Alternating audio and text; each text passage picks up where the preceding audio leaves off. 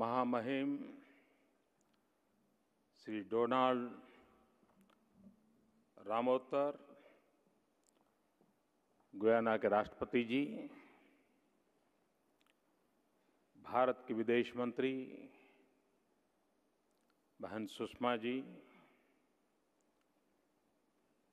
गुजरात के राज्यपाल श्रीमान ओपी कोहली जी, गुजरात के मुख्यमंत्री आनंदीबेन पटेल, अभी मॉरिशस में चुनाव हुए और भारी बहुमत से विजयी और आज हमारे यहाँ उपस्थित वहाँ के उप प्रधानमंत्री श्रीमान शौकत अली जी,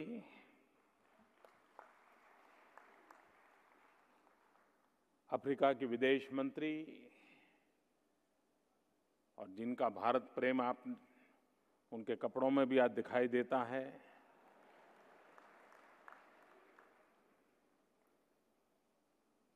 सुश्री मैते कोआना माशावाने, केंद्र में मंत्रिपरिषद के मेरे साथी श्री रविशंकर प्रसाद, जनरल वीके सिंह, श्री जयंत सिन्हा और विशाल संख्या में पधारे हुए विश्व के कोने कोने से आए हुए मेरे प्यारे भाइयों और बहनों,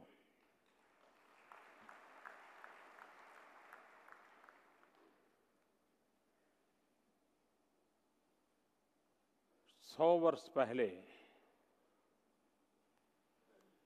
एक प्रवासी भारतीय भारत आए और आज 100 साल के बाद सभी प्रवासी भारतीयों का एक प्रवासी गुजराती स्वागत करता है।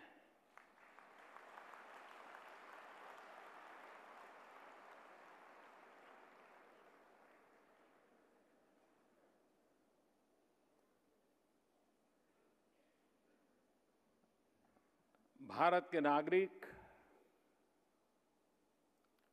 विश्व के 200 से ज्यादा अधिक देशों में बसे हैं और मैं विश्वास से कह सकता हूं कि उन 200 देशों में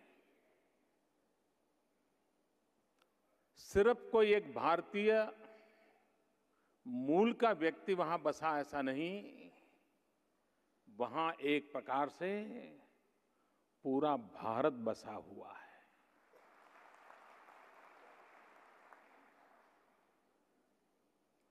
आप सबके माध्यम से भारत वैश्विक बना हुआ है।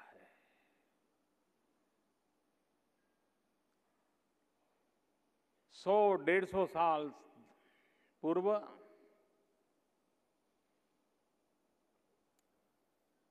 हमारे पूर्वजों ने, साहसिक पूर्वजों ने विश्व में जहां जहां संभावनाएं थी,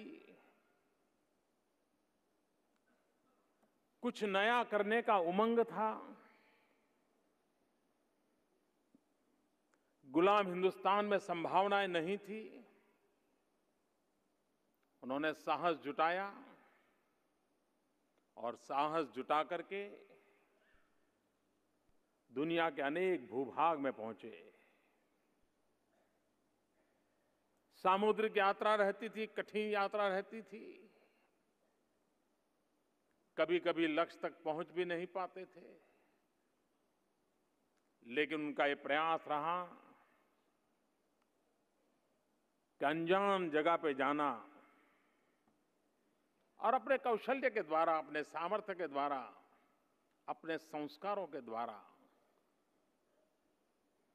वहां पर अपनी जगह बनाने का प्रयास किया।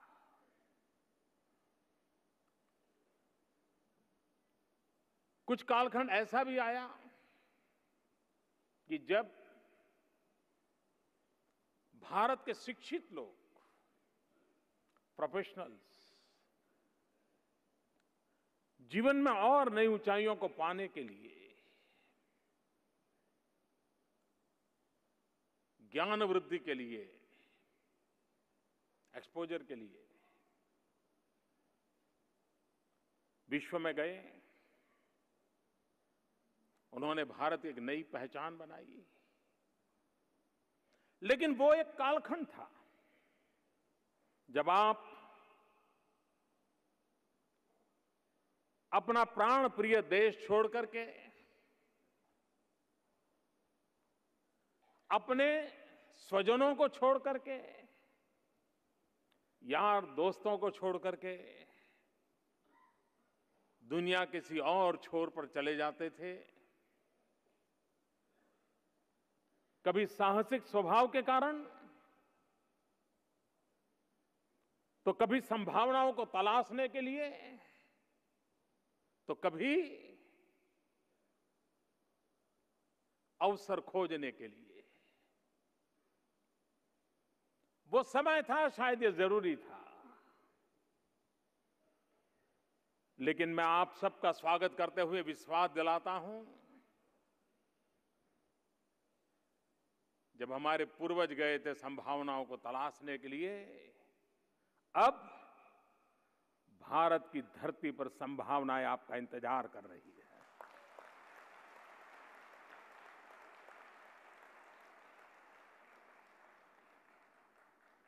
वक्त बहुत तेजी से बदल चुका है। भारत एक नए सामर्थ्य के साथ उठ खड़ा हुआ है और विश्व भारत के प्रति बहुत आशा भरी नजरों से देख रहा है। आज गयाना, साउथ अफ्रीका, मॉरिशस विशेष मेहमान के रूप में हमारे बीच में विराजमान है। मैं जब मुख्यमंत्री नहीं था, उसके पहले मुझे इन सभी स्थानों पर जाने का अवसर मिला है और गयाना के आदरणीय राष्ट्रपति जी अपनी पार्टी का और उनके फाउंडर भूतपूर्व राष्ट्रपति जी का उल्लेख कर रहे थे। उनके सुपुत्र भरत जगदेव जी जब राष्ट्रपति थे, तब मेरा काफी उनसे सत्संग हुआ था। और गयाना के लोग किसी भी समाज के क्यों न हो, किसी भी भाषा क्यों न बोलते हो, लेकिन जिस किसी को मिलो वे गयाना की आजादी में भारत की प्रेरणा का उल्लेख अवश्य करते हैं।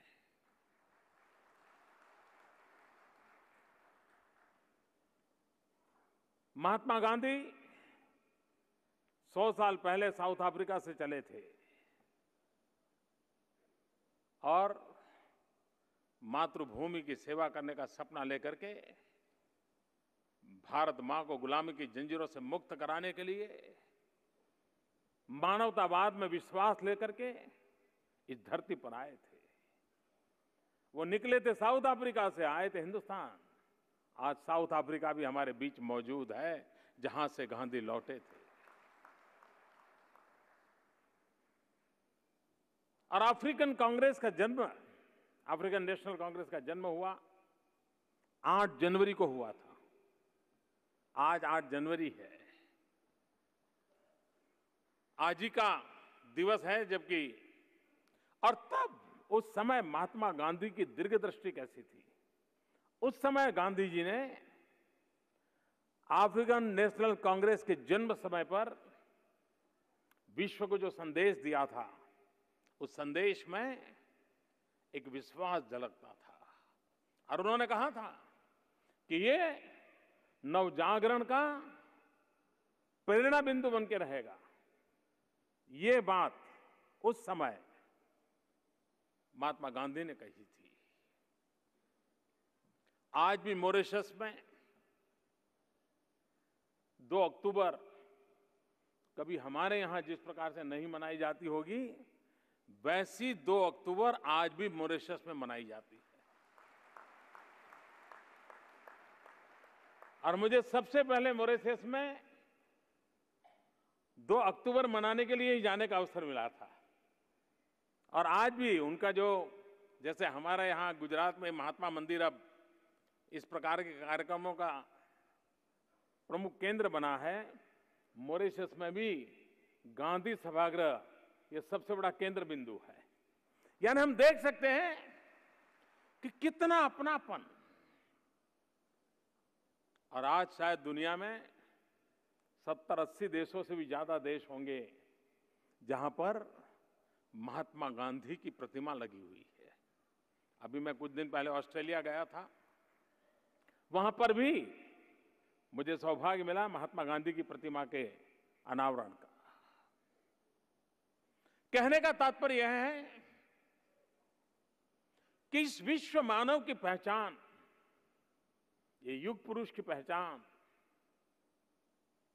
विश्व को जितनी ज्यादा होगी और समय रहते होगी, कभी कभी उलझनों में घिरे हुए दुनिया को वैचारिक स्पष्टता का संदेश देने की ताकत आज भी गांधी रखते हैं। आज भी गांधी के विचार विश्व को और खास करके मानवतावाद को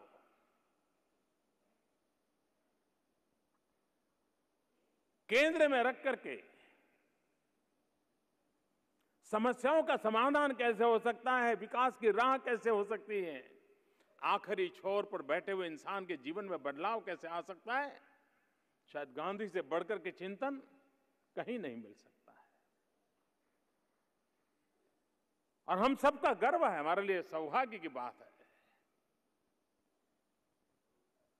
कि महात्मा गांधी विदेश की उस सारी दुनिया को अलविदा कर करके हमारे गांव गरीब के लोगों के लिए खप गए थे। और तभी तो आज इतिहास हर पल उनको स्मरण कर रहा है। हमारे देश के लोग जो बाहर गए, अब आप गयाना में जाएंगे, भाषा बोलना तो कठिन है वहां के लोगों को, लेकिन जब होली अगर देखोगे गयाना की, तो वैसे ही रंगों से रंगे जाते हैं जैसे हिंदुस्तान की धरती पर हम रंगे जाते हैं। जब दिवाली मनाते हैं तो आपको लगेगा कि क्या दिए जगमगाते हैं, जैसे लगता है हिंदुस्तानियों को, हिंदुस्तान में रहने वाले हिंदुस्तानियों को गयाना में जलता हुआ दीप नई प्रेरणा देने की ताकत रखता है। ये हमारे लोगों ने विरासतें खड़ी की हुई विश्व में, ये ताकत खड़ी की है। और उसी ताकत को एक सकारात्मक काम के लिए, इस सामर्थ्य को विश्व में सार्थक पहचान कराने का वक्त आ चुका है। अब हम बिखरे बिखरे एक अकेले किसी कोई देश में एक कोने में हूं, अरे भाई अकेला हूं ना, भले एक हिंदुस्तानी वहां अकेला होगा, लेकिन उसके साथ पूरा हिंदुस्तान वहां जिंदा है।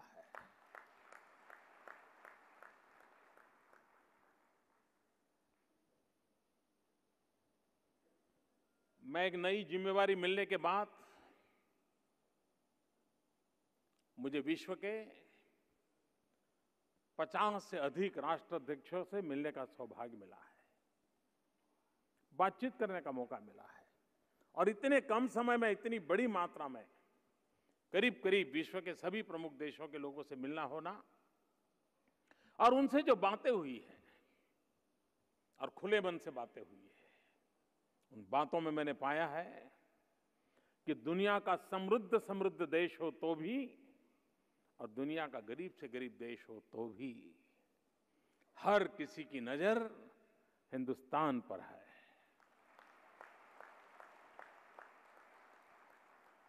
हर एक को लगता है कि हम जहां जाना चाहते हैं शायद भारत के साथ कदम मिलाकर के हम चल सकते हैं। हर कोई अपनी एकाध एकाध कोई चीज के साथ भारत को जोड़ करके देख रहा है। ऐसे अवसर बहुत कम आते हैं। अब हम हिंदुस्तान के लोग जो विदेशों में बसे हुए हैं, ये उनका कर्तव्य बनता है कि वे इस अवसर को मानव जात के कल्याण की दृष्टि से और भारत के उत्कर्ष की दृष्टि से हम कैसे काम में लगा सके। और मैं मानता हूं आज हर भारतीय एक शक्ति के रूप में वहां विराजित है। वो अगर संगठित शक्ति बनती है, अगर वे अपने आप में एक ड्राइविंग फोर्स बनती है, तो हम अनेक नए परिणामों को प्राप्त कर सकते हैं। विश्व में भारतीयों के प्रति जो आदर है, जो लगाव है, उसका कारण वहां रहने वाले भारतीय के पास कोई विपुल मात्रा में धन संपदा है इसलिए नहीं है। जिन मूल्यों को लेकर के वो जी रहा है, जिन सांस्कृतिक विरासत का वो प्रतिनिधित्व करता है, और उसका परिणाम है कि आज दुनिया में किसी भी देश में वहां के नागरिक को जब पता चले कि हमारे पड़ोस वाले घर में कोई भारतीय परिवार रहने के लिए आने वाला है, वो सबसे ज्यादा खुशी उसको होती है कि वाह बहुत अच्छा हो गया, हमारे बगल में भारतीय पड़ोसी रहने आया है, हमारे बच्चों के विकास में बहुत काम आएगा। क्यों? क्योंकि फैमिली वैल्यूज वो अपने आप सीख जाएगा। दुनिया के किसी भी देश में भारतीय को यह अनुभव नहीं आता है, नहीं नहीं भाई हमारे मोहल्ले में नहीं, हमारी गली में नहीं, हमारी सोसाइटी में नहीं, ऐसा कभी अनुभव नहीं आता है। ये क्या, वो कौन सी ताकत है? ये अपनापन, ये लगाव दुनिया हमें स्वागत करने के लिए वहां फैला करके खड़ी रहती है। उसका कारण क्या है? ये हमारे मूल्य है, हमारी संस्कृति है, हमारे संस्कार हैं, हमारी इस विरासत को हम जी रहे हैं, उसी की तो वजह से हो रहा है। और इसलिए हमारी ये जो बदौलत है, उस बदौलत को हम कैसे आगे लेकर के जाएं, उस दिशा में हमें प्रयास करना चाहिए। कभी कभार लोगों को लगता है कि भाई अब हम बाहर रहते हैं, सालों से चले गए, अब हम क्या कर सकते हैं। मैं समझता हूं ऐसा सोचने की जरूरत नहीं है। कोई 1-2 महीने पहले की घटना है। मुझे गुजरात से किसी ने एक अखबार का कटिंग भेजा था, उसके जेरॉक्स भेजी थी और बड़ा इंटरेस्टिंग था। मैं नाम वगैरह तो भूल गया। सूरत जिले में कोई एक एनआरआई अपने गांव आते थे, हर साल आते थे। जब अपने गांव आते थे 15 दिन, महीना, 2 महीना जितना भी रुकते थे, वे सुबह झाड़ू लेकर के गांव की सफाई किया करते थे। गांव की गलियों में जाते थे, कूड़ा कचरा साफ करते थे और गांव वाले उनकी बड़ी मजाक उड़ाते थे। उनको लगता था इसका स्क्रू ढीला हो गया है। सबको उनके प्रति बड़ी विचित्रता भाव रहता था। लेकिन इस बार जब वो आए, उन्होंने तो वो काम पहले से करते, इस बार भी शुरू किया। अपने गांव में निकल पड़े, आते ही दूसरे दिन सुबह, जेट लैग वगैरह कुछ नहीं, बस वही काम। इस बार उन्होंने देखा पूरा गांव उनके साथ जुड़ गया था। और वो खबर मुझे किसी ने एक प्रेस कटिंग भेजा था। एक प्रवासी भारतीय मैं 100 साल पहले गांधी को देखता हूं, दुनिया को कैसे खड़ा कर दिया, और एक छोटा सा नागरिक जिसका नाम पहचान कुछ नहीं है, लेकिन कमिटमेंट के साथ उसने अपने गांव को कैसे बदल दिया, इसका उदाहरण मैं कहता हूं। ये ऐसे तो एक अनेकों होंगे जिन्होंने अपनी शक्ति, बुद्धि, समझ को समय रहते मां भारती की सेवा के लिए लगाने का प्रयास किया होगा। और यही तो है हमारी ताकत। आप देखिए, दुनिया भारत को कितना प्यार कर रही है, उसका उदाहरण देखिए।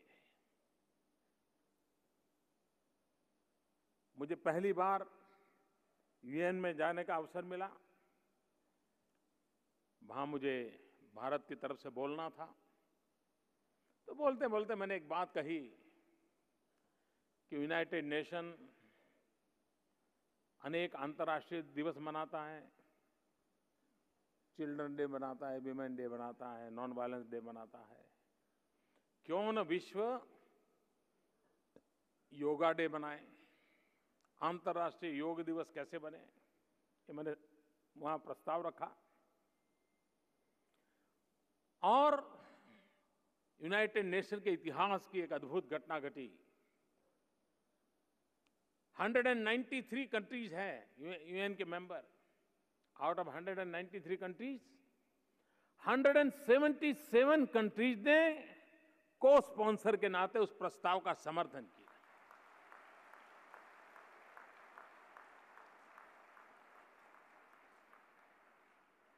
इतना ही नहीं, इस प्रकार के प्रस्तावों में आज तक जितना समर्थन मिला है, ये रिकॉर्ड ब्रेक है। किसी भी प्रस्ताव को कभी भी इतने सारे देशों ने समर्थन किया, ऐसा नहीं हुआ। 40 से अधिक मुस्लिम कंट्रीज ने समर्थन किया।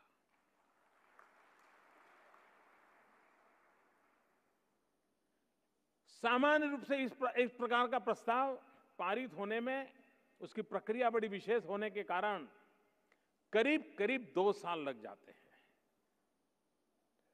इस प्रस्ताव को पारित होने में मुश्किल से 100 दिन लगे। मैं इस चीज को विस्तार से इसलिए कह रहा हूं कि विश्व भारत को गले लगाने के लिए किस प्रकार से तैयार है, ये उसकी एक छोटी सी झलक है। इससे हम अंदाज कर सकते हैं कि दुनिया हमें स्वीकार करने के लिए कैसे सज्ज बनी है। और जब विश्व हमें स्वीकार करने के लिए सज्ज बना है, तब ये हमारा दायित्व बनता है कि हम अपने आप को विश्व की अपेक्षा के अनुसार अधिक सज्ज करें, अधिक सामर्थ्यवान बनाए। दुनिया को देने के लिए हमारे पास क्या नहीं है।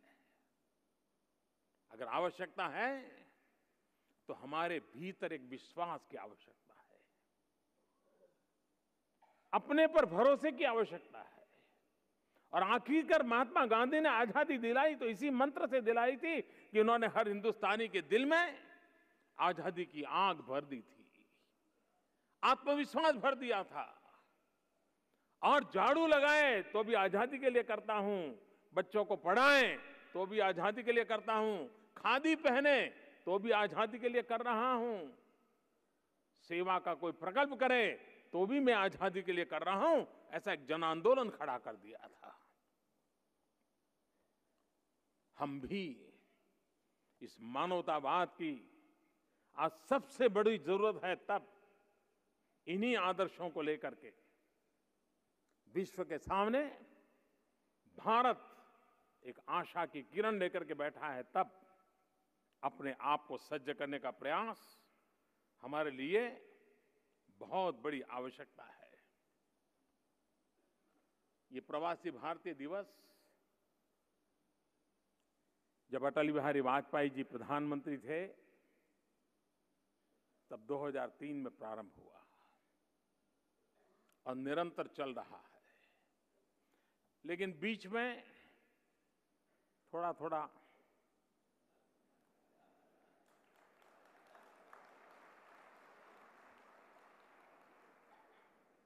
आप लोगों का भी आने का मन नहीं करता था।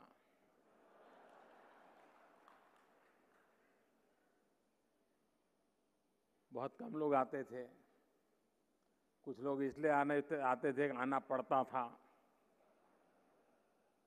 कुछ लोग इसलिए आते थे कि आए बिना रह नहीं सकते थे। लेकिन मैं हर बार आता था।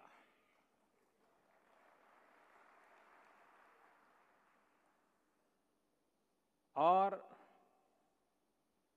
शायद केरल में जब हुआ था एक बार, तब मैं रूबरू तो नहीं जा पाया था, लेकिन मैंने वीडियो कॉन्फ्रेंस से प्रवासी भारतीय दिवस में हिस्सा लिया था। मैं समय इसलिए देता था, मैं जाने के लिए इसलिए उत्सुक रहता था कि मैं कन्विक्शन से मानता हूं कि विश्व भर में फैला हुआ जो हिंदुस्तानी नागरिक है, वो आज के वैश्विक परिवेश में भारत की बहुत बड़ी ताकत है, बहुत बड़ी पूंजी है। और इस पर हम जितना ध्यान देंगे, हम आसानी से विश्व फलक पर अपनी जगह बना सकते हैं। और इसलिए जिस प्रकार से विश्व में रहने वाले भारतीयों के साथ भारत का नाता महत्वपूर्ण है, उतना ही भारत के लिए विश्व में रहने वाले भारतीयों के प्रति नाभि का नाता उतना ही जरूरी है। ये वन वे नहीं है, ये दो तरफा है। और इस दो तरफा को बल देने का हमारा प्रयास है। विश्व में रहने वाला हमारा हिंदुस्तानी एक बात मैंने बराबर देखी है कि भारत में अगर कोई भी पीड़ादायक घटना हुई हो, कोई हादसा हुआ हो सकता है सालों से हिंदुस्तान छोड़ करके गया हो, भाषा भी मालूम न हो, घटना घटी हो, भौगोलिक रूप से वो कहाँ है वो भी मालूम ना हो, लेकिन हिंदुस्तान में हुआ है, इतना कान पर पड़ते ही या टीवी पर आंख से देखते ही दुनिया के किसी भी कोने में रहने वाले हिंदुस्तान की आंख में से आंसू टपकते हैं। उसको उतना ही दर्द होता है जितना दर्द हिंदुस्तान में जो इस घटना को अनुभव कर रहा है उसको पीड़ा होती है, उतनी ही मेरे देशवासी जो दुनिया में बसे हैं उनको पीड़ा होती है। मुझे याद है जब कच्छ का भूकंप आया था गुजरात में, विश्व का कोई हिंदुस्तानी ऐसा नहीं होगा जिसने उस समय गुजरात के आंसू पहुंचने का प्रयास न किया। ये विश्व भर में फैला हुआ हमारा भाई, जिसको हिंदुस्तान के प्रति इस प्रकार का लगाव है, उस प्रकार का नाता है, यहां के दुख के लिए दुखी, यहां के सुख के लिए सुखी। जब मंगलायान की सफलता हुई, मार्स ऑर्बिट पे हम लोग पहुंचे, पहले प्रयास में पहुंचे, सिर्फ हिंदुस्तान नाचा था नहीं, दुनिया भर में पहुंचा हुआ हिंदुस्तानी भी नाचा था। उसके लिए गर्व की बात थी कि मेरा देश ये प्रगति कर रहा है। इस ताकत को हम कैसे आगे बढ़ाएं, उस दिशा में हम सोच रहे हैं। मैं जानता हूं, जब मैं मुख्यमंत्री भी नहीं था, प्रधानमंत्री भी नहीं था, तब भी मैं विश्व के कई लोगों से मिलता था, तो मैं उनकी शिकायतें भी जरा सुनता रहता था। और मैं देख रहा था भारी शिकायतें रहती थी। हमने आने के बाद कुछ महत्वपूर्ण घोषणाएं की थी।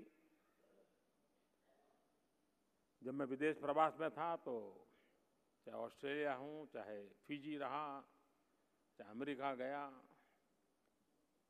जो बातें मैंने बताई थी कि हम ये करेंगे, आज मैं गर्व के साथ आपको हिसाब देता हूं कि हमने जो कहा था वो सब पूरा कर दिया है।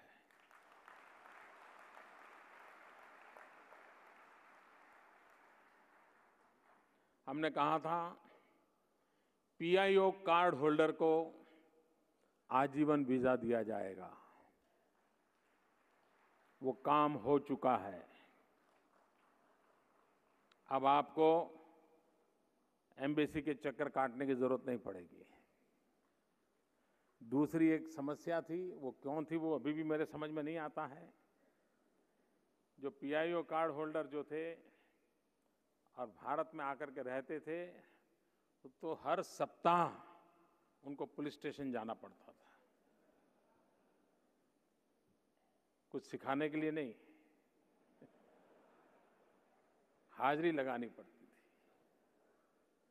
और जब मैं ये सुनता था तो मुझे होता है कि ये क्यों ऐसा क्यों हो रहा है। लेकिन जब ये काम करने की जिम्मेवारी मेरी आई, ये नियम अब समाप्त कर दिया गया है।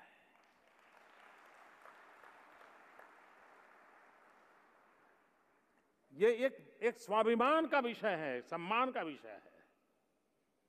ये सिर्फ कोई एडमिनिस्ट्रेटिव डिसीजन के रूप में न देखा जाए। आज सरकार में बैठे हुए लोगों के लिए आपके सम्मान का महत्व क्या है, वो इस निर्णय में दिखाई देता है। एक मैंने कहा था, क्योंकि मुझे कईयों ने कहा था साहब ये पीआईओ अलग और ओसीआई अलग क्यों, ये हमारे साथ भेदभाव क्यों। तो मैंने हमारे अफसरों से पूछा, कुछ गोलमोल जवाब आते रहते थे। आगे का मैंने कहा जो होगा सो होगा, कर दो एक बार। अब हमने घोषणा तो कर दी, जब यहां आए तो हमने सारा कानून बदलना था, बड़ा एक्ट बदलना था, बड़ी लंबी प्रक्रिया थी। खैर उस प्रक्रिया से भी हम निकल चुके और आज मैं गर्व के साथ आपको हिसाब दे सकता हूं कि अब पीआईओ और ओसीआई का दोनों व्यवस्था को मर्ज कर दिया गया है और सबको एक ही प्रकार की सुविधाएं मिल पाएगी। उसी प्रकार से वीजा ऑन अराइवल, आप जानते हैं आपको क्या क्या तकलीफें झेलनी पड़ी है भूतकाल में, मैं जानता हूं। और इसलिए अब वीजा ऑन अराइवल, इसलिए वीजा ऑन अराइवल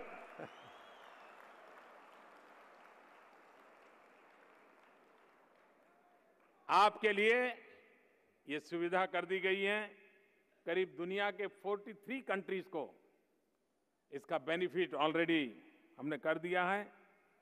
उसी प्रकार से इलेक्ट्रॉनिक ट्रैवल ऑथराइजेशन, ये व्यवस्था भी कर दी है ताकि ऑनलाइन कॉरेस्पॉन्डेंस से भी आप ये काम कर सकते हैं, आपका समय सबसे ज्यादा बचे।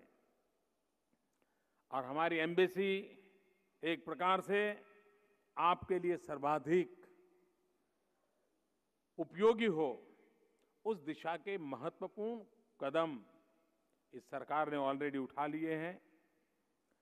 दिल्ली में एक प्रवासी भारतीय केंद्र, उसकी स्थापना का निर्णय हुआ था, अब उसका भवन तैयार हो गया है। थोड़े ही दिनों में वो भी प्रारंभ हो जाएगा और मैं मानता हूं कि इसका लाभ आने वाले दिनों में सभी प्रवासी भारतीयों को मिलेगा।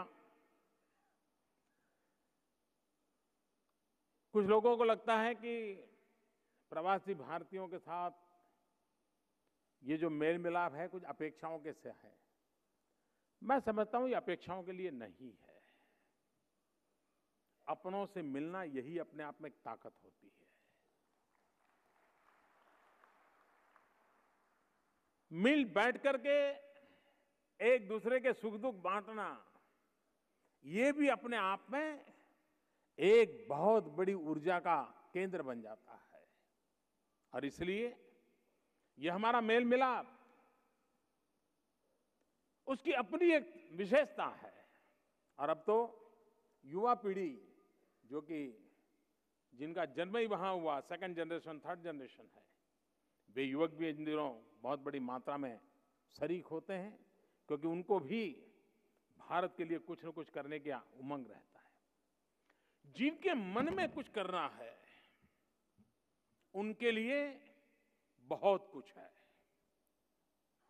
लेकिन हर चीज पाउंड और डॉलर से ही होती हैं, ये मानने की आवश्यकता नहीं है। मैंने ऐसे लोग देखे हैं। मैं जब गुजरात में हम भूकंप के लिए काम कर रहे थे, मैं कनाडा से एक बच्ची आई थी, मैं उसे मिला था, मुस्लिम परिवार से थी। उसका जन्म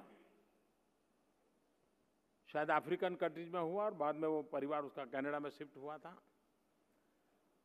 उसके पिता ने, उसकी माता ने कभी हिंदुस्तान देखा नहीं था, लेकिन कच्छ के भूकंप के बाद वो आई, कच्छ में रही और महीनों तक उसने कच्छ में काम किया था। ये जो ताकत है, ये ताकत जो है, इसको हमने समझने की आवश्यकता है।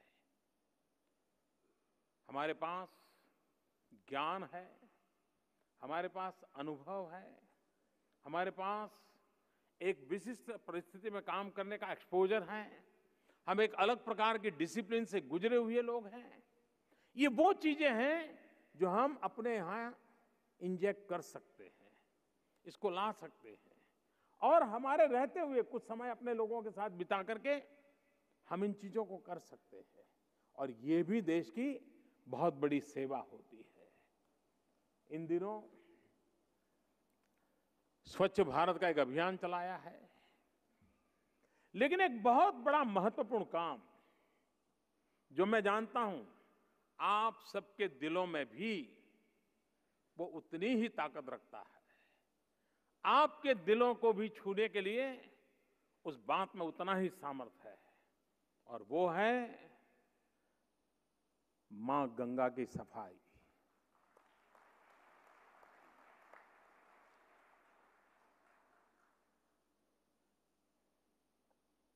आप इस प्रकार की टेक्नोलॉजी से परिचित हैं, आप इस प्रकार के काम से परिचित हैं। एक नमामि गंगे फंड क्रिएट भी किया गया है कि दुनिया के जो भी लोग गंगा के अंदर अपना योगदान देना चाहते हैं, वो आर्थिक मदद करना चाहते हैं वो दे सकते हैं, जो समय देना चाहते हैं समय दे सकते हैं, जो ज्ञान परोसना चाहते हैं वो ज्ञान दे सकते हैं, जो टेक्नोलॉजी लाना चाहते हैं वो टेक्नोलॉजी ला सकते हैं। एक प्रकार से विश्व भर में फैले हुए समाज जिसके मन में गंगा के प्रति और गंगा की क्या ताकत है, पूरे मॉरिशस को कोई एक जगह जोड़ती है, कोई एक जगह आंदोलित करती है, तो मॉरिशस का गंगा सागर है।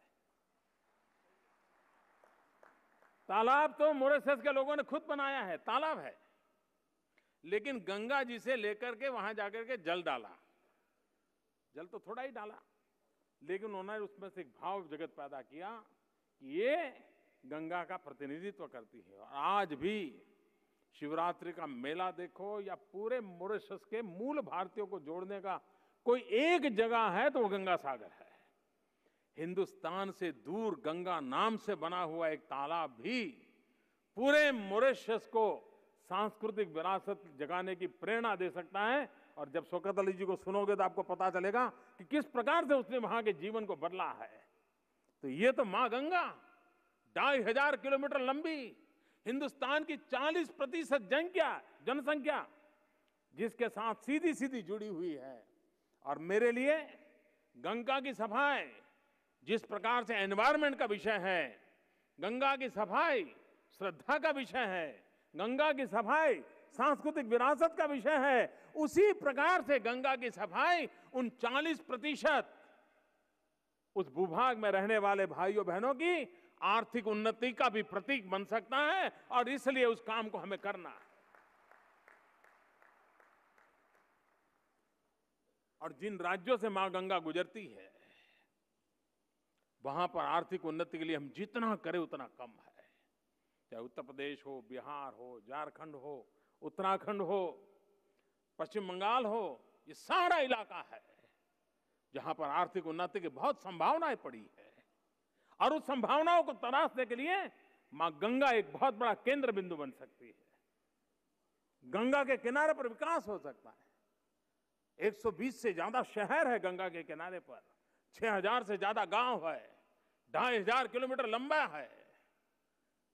और काशी जैसा तीर्थ क्षेत्र हो या हरिद्वार ऋषिकेश हो या गंगोत्री जमुनोत्री हो, क्या कुछ नहीं है। इस विरासत को लेकर के हम आगे बढ़ना चाहते हैं। मैं आपको निमंत्रण देता हूं, आइए, आपका ज्ञान, बुद्धि, सामर्थ्य जो कुछ भी हो, इसके साथ जुड़िए।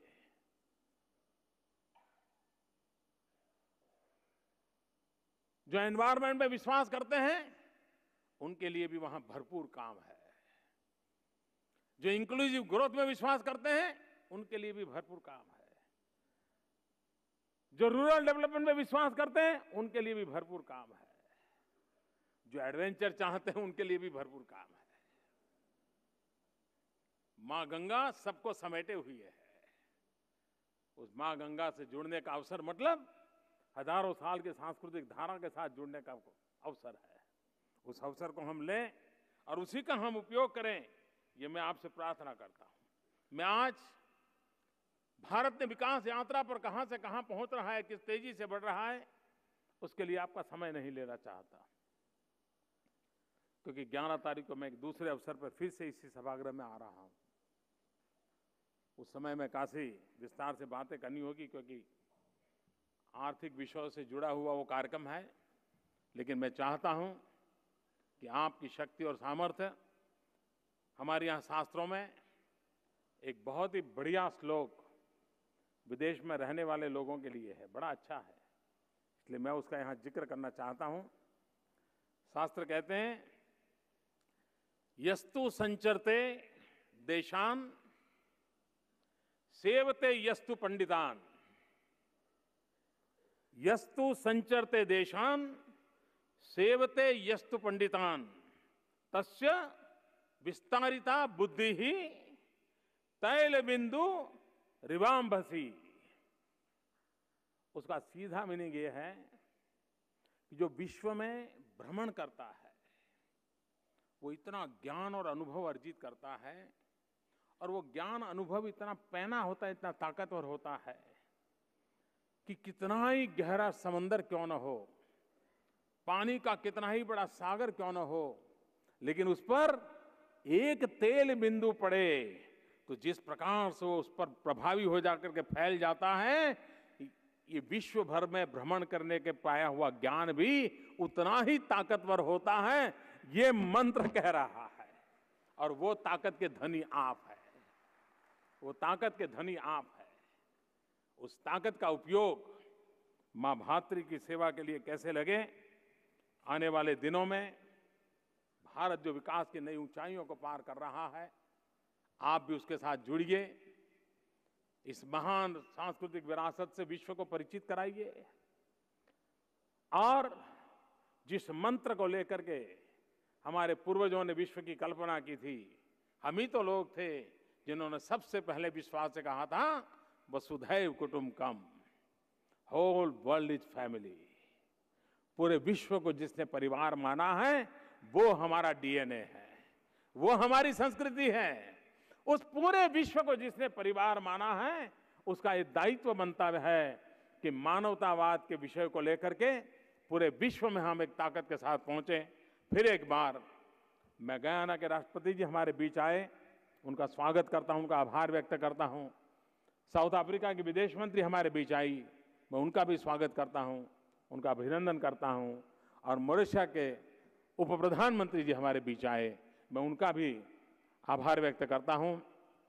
आज के अवसर पर राष्ट्रपिता जी के 100 साल वापस आने की स्मृति में भारत सरकार ने 100 रुपये का और 10 रुपये का सिक्का आज हमने दिया है। उसी प्रकार से पोस्टल स्टैंप भी आपके सामने रखा है। पोस्टल स्टैंप और ये सिक्के इतिहास की धरोहर बनते हैं। आज भी आपने देखा होगा, पुरातत्व विभाग जो रहता है, आर्कियोलॉजिकल डिपार्टमेंट, वो इतिहास की कड़ी जोड़ने के लिए पुराने कॉइन जो मिलते हैं वो उसकी सबसे बड़ी ताकत होते हैं। उसके आधार पर वो तय करते हैं कि 400 साल पहले कहाँ कौन सी करेंसी थी, और वो करेंसी 1000 किलोमीटर दूर, 2000 किलोमीटर दूर, 7 समंदर पार कहाँ कहाँ पर दिखाई दी। उसके आधार पर 1000 साल पहले किस प्रकार का विश्व व्यापार था, किस प्रकार के सांस्कृतिक संबंध थे, इसकी सारी कड़ी जोड़ने में ये काम आता है। सिक्कों का महत्व आज भी उतना ही है और विश्व में कई ऐसे लोग हैं जो इस प्रेरणा को लेकर के चलते हैं। मेरे मन में एक विचार है, विदेश में रहे हुए हमारे मित्र उस काम को अगर कर सकते हैं तो ज्यादा अच्छा होगा। क्या हम इस प्रवासी भारतीय दिवस पर विशेष योगदान करने वाले लोगों का तो सम्मान करने का हमें सौभाग्य मिलता है, जिन्होंने अपने अपने जहाँ अपनी कर्मभूमि है वहाँ भारत का झंडा ऊंचा रखने के लिए कुछ न कुछ योगदान किया होता है। लेकिन क्या भविष्य में अगर विदेश की जो यंग टीम है वो आगे आए तो मैं इस कार्यक्रम को भारत के माध्यम से करना नहीं चाहता, बाहर के लोग करें। तो मेरे मन में विचार है कि हम आज का जो इंफॉर्मेशन टेक्नोलॉजी का युग है, कम्युनिकेशन की नई दुनिया है, उसका उपयोग करते हुए भारत को जानो, ऐसी एक प्रति वर्ष हम क्विज कंपटीशन कर सकते हैं। ऑनलाइन क्विज कंपटीशन, भारत के संबंध में ही सवाल हो और भारत के बाहर रहने वाले लोग उसमें शरीक हो, वे उसमें हिस्सा लें और उसमें जिसका नंबर आए उनका सम्मान प्रवासी भारतीय दिवस में होता रहे, ताकि साल भर क्विज कंपटीशन के माध्यम से हमारी युवा पीढ़ी को ऑनलाइन जाकर के उस क्विज कंपटीशन में जुड़ करके ज्यादा से ज्यादा मार्क्स पाने का प्रयास हो और पूरे विश्व में भारत को जानने का एक बहुत बड़ा आंदोलन खड़ा हो जाए। उस दिशा में हम प्रयास कर सकते हैं। मैं फिर एक बार आप सबको प्रवासी भारतीय दिवस पर बहुत बहुत शुभकामनाएं देता हूं और पूज्य बापू ने भारत आकर के भारत को गुलामी की जंजीरों से मुक्त कराया, इतना ही नहीं, भारत का मानवतावाद का संदेश था और पूरे विश्व को पहुंचाया। ऐसे युग पुरुष का भारत आगमन का ये शताब्दी का पर्व हम मना रहे हैं, तब हम भी जहां भी हो नाभि से नाता जुड़ा रहे, मिट्टी से नाता जुड़ा रहे, अपनों के लिए कुछ न कुछ कर गुजरने का हौसला बुलंद बनता रहे। इसी एक अपेक्षा के साथ सबको बहुत बहुत शुभकामनाएं। धन्यवाद।